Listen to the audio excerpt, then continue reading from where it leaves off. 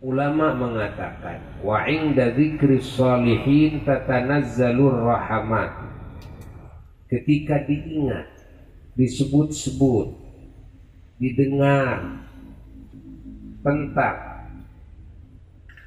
orang-orang soleh, apalagi para ulama, apalagi para aulia, apalagi para anbiya, para mursalin alaihimussalam, apalagi junjunannya semua orang-orang soleh, junjunannya semuanya para ulama, para wali-wali Allah, junjungannya semuanya para nabi dan para rasul Allah, bahkan junjungan seluruh ciptaan Allah, yakni Kangjeng Nabi Muhammad sallallahu alaihi wa alihi wasallam. Tatanazzalur rahmatu. Ulama mengatakan rahmat dari Allah, kasih sayangnya Allah hujankan kepada orang-orang yang mengingat, yang mendongeng-dongengkan, yang mendengar tentang dongengnya orang-orang saleh. Maka majlis maulid, majlis haulnya orang-orang saleh, majlis manakibnya orang-orang saleh, terutama para ulama, para aulia, para anbiya, para mursalin, khususnya Kangjeng Nabi Muhammad SAW, tidak diragukan lagi, ini adalah majlis yang menjadi faktor penyebab turunnya hujan rahmat dari Allah, turunnya hujan keberkahan dari Allah, turunnya hujan ampunan Allah, turunnya hujan warna-warni kebaikan-kebaikan dari Allah, baik di saat majelis itu ada, di saat mengingat, menyebut-nyebut, mendengarkan tentang dongeng-dongeng para kekasih Allah, juga setelahnya terus sampai di alam barzakh, sampai di akhirat kelak, kasih sayang Allah terus Allah Ta'ala hujankan kepada mereka. Semoga kita mendapatkannya. Dan orang-orang soleh itu, para ulama, para syuhada, para wali-wali Allah, ke atasnya para nabi, para rasulnya Allah alaihimussalam, dan yang paling atas adalah Kangjeng Nabi Muhammad sallallahu alaihi wasallam, sangat perlu diingat, sangat perlu juga didongeng-dongeng, sangat perlu juga didengar dongeng-dongengnya. Apa di antara faidahnya? Di antara faidahnya yang barusan, yang pertama, Allah akan menghujankan rahmatnya kepada kita. Apalagi di antaranya, yang kedua di antaranya, agar tertanam kecintaan kepada beliau-beliau para sholihin. Apa gunanya mencintai orang-orang soleh?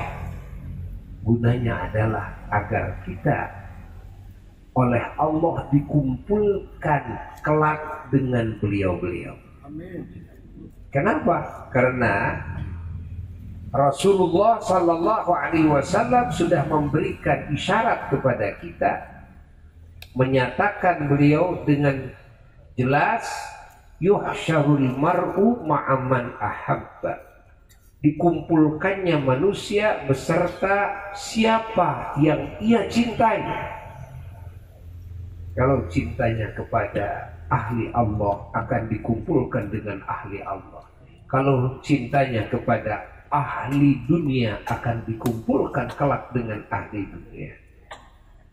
Kalau cintanya kepada ahli maksiat, akan dikumpulkan dengan ahli maksiat kelak. Di mana tempatnya ahli maksiat itu kelak? Makanya hati-hati ya dalam menaruh cinta. Jangan sembarang kita menaruh cinta, karena dengan cinta kita kelak akan dikumpulkan dengan siapa yang kita cintai. Cintailah kekasih-kekasih Allah, yang mana kelak di akhirat ditempatkan di tempat yang agung, dalam situasi kondisi yang penuh nikmat, penuh ridha dan cinta Allah.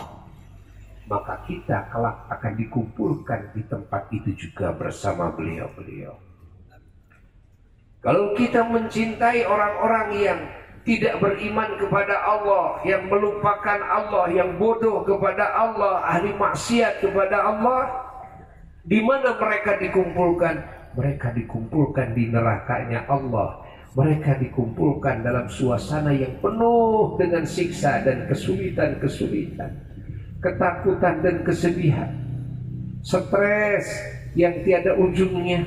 Maka kita pun naudzubillah kelak akan dikumpulkan dalam situasi kondisi seperti itu bersama mereka. Naudzubillah.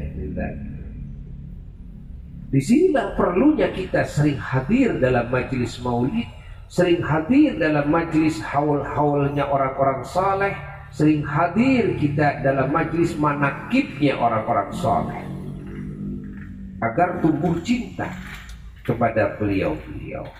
Ini yang kedua. Yang ketiga, perlunya kita hadir dalam majelis-majelis seperti ini adalah agar kita mendapatkan syafaatnya beliau-beliau, pembelaan beliau-beliau kelak yaumul qiyamah. Kenapa? Karena dari mulai tingkatan orang soleh ke atas, kan? Yang mati syahid, ulama, wali, kan? Nabi, Rasul, kesananya junjunan alam Kangjeng Nabi Muhammad. Nah, kelas-kelas ini adalah kelas-kelas yang oleh Allah kelak di akhirat dikasih jabatan, kekuasaan, bisa memberikan pertolongan kepada yang lain. Ini perlunya kita ya sering hadir dalam majelis maulid, sering hadir dalam majelis manakibnya orang-orang soleh, para wali, sering hadir dalam majelis haulnya orang-orang soleh, ulama, para aulia Allah, agar kita mendapatkan syafaat-syafaat beliau. Kenapa kita perlu pembelaan? Ya, itu mah harus kembali lagi pertanyaannya kepada diri masing-masing. Ini kan kadang-kadang muncul, kenapa saya harus mendapatkan pembelaan? Kembali kepada masing-masing. Tanya kepada diri masing-masing. Apa yang dipertanyakan? Yang dipertanyakan apakah dalam hidup kita ini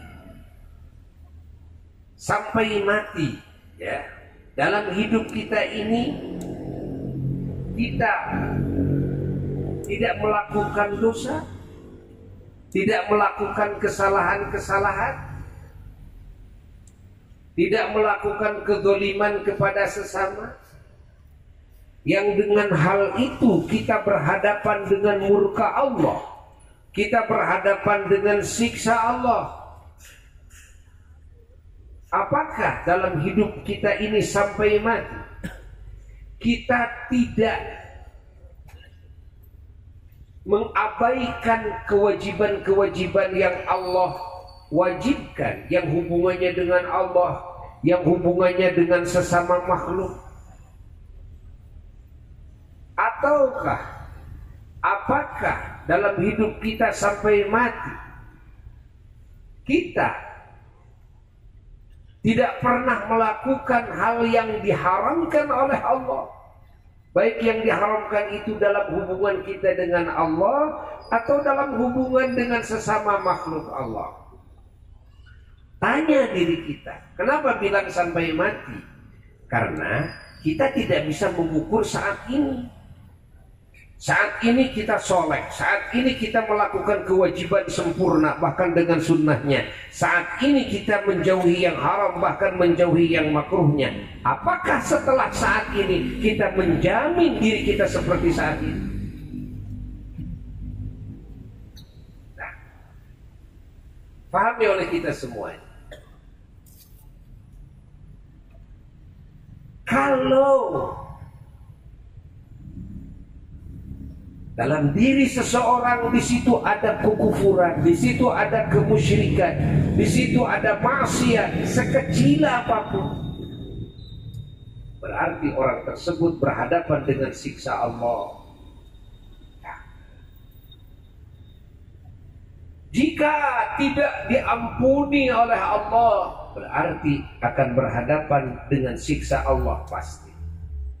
Atau jika tidak ada yang memberikan syafaat kepadanya, pembelaan kepadanya, maka dia mau tidak mau berhadapan dengan siksa Allah. Siapa yang sanggup berhadapan dengan siksa Allah?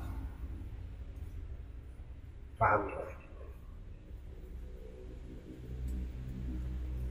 Kalau tidak ada yang sanggup berhadapan dengan siksa Allah, bagaimana cara untuk menyelamatkan diri kita dari cengkraman ancaman siksa Allah? Coba pahami oleh kita semuanya.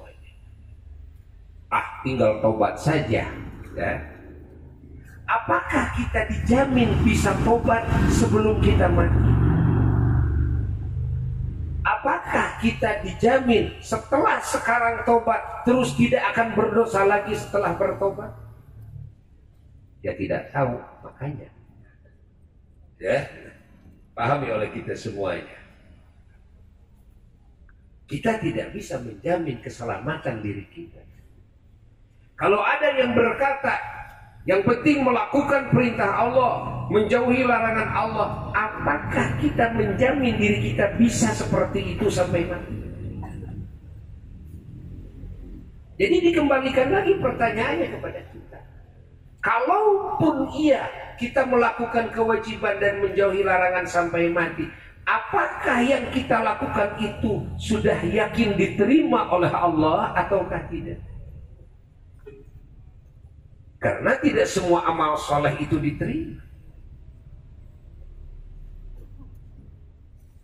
Pahami? Untuk diterima amal soleh itu ternyata banyak syaratnya.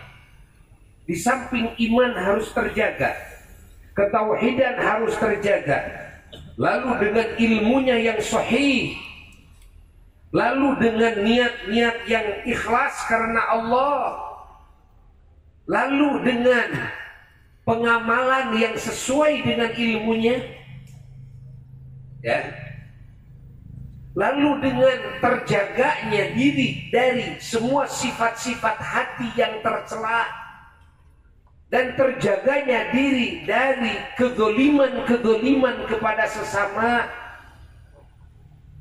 Karena apa? Karena walaupun kita sudah melakukan amal soleh dan amal soleh kita sudah diterima oleh Allah, lalu setelah itu kita melakukan kezaliman kepada sesama, ghibah, fitnah, dusta, suudzon dan sebagainya, maka amal soleh kita itu terancam pindah